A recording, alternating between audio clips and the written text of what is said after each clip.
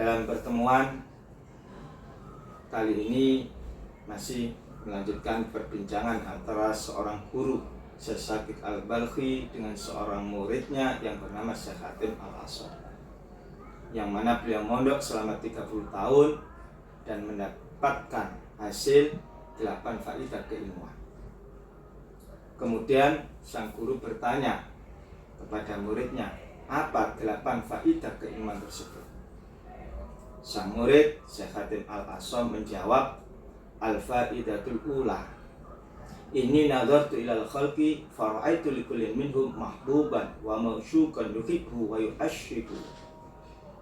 Beliau menyampaikan bahwasanya aku mengamati keberadaan makhluk manusia yang ada di sekitarnya itu diamati oleh sang murid Syekh Hatim Al-Ashar. Fara'aitu likullin minhum mahbuban wa ma'syukan yuhibbu wa yu'ashiku.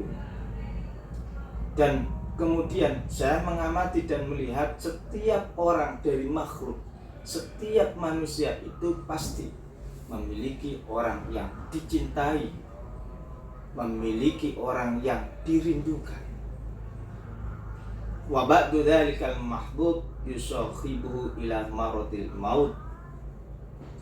Dan sebagian dari orang-orang yang dicintai, dia akan menemani keberadaan kita sampai sakit yang menyebabkan mati. Wa ba'du ila syafiril qabri. Dan sebagian yang lain akan menemani kita sampai sekitaran kuburan. Artinya keberadaan orang yang kita cintai, mereka akan menemani kita maksimal ketika kita sakit yang menyebabkan mati, atau maksimal mengantarkan kita ke kuburan dan tidak kemudian masuk tapi berada di sekitaran kuburan. Summa yarji'u kulluhu wa yatrukuhu faridan wahidan wala yadkhulu ma'ahu fi qabrihi minhum ahad. Kemudian mereka, semua orang yang kita cintai, akan kembali dan meninggalkan kita sendirian di alam kubur. Wala yadkhulu ma'ahu fi qabrihi minhum ahadun.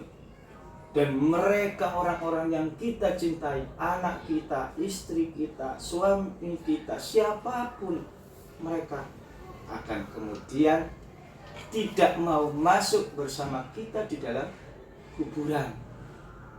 Mereka kembali ke rumahnya, meninggalkan kita, dan tidak ada yang mau menemani kita di dalam kuburan.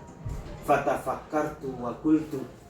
Kemudian Syekh Hatim berpikir dan beliau mengatakan, afdalu mahbubil mar'i ma yadkhulu fi qabrihi wa yu'anisu fihi.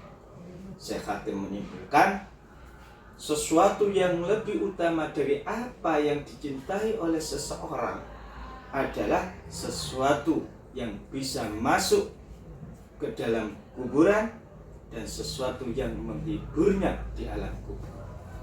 Fama wajadtuhu ghairal a'malis sholihah. Syekh Hatim mengatakan, dan aku tidak menemukan sesuatu tersebut kecuali berupa amal-amal yang soleh. Karena amal soleh itu nantinya yang akan menemani kita di alam kuburan. Saudara kita, kekasih kita, semuanya tidak berani untuk masuk ke alam kubur.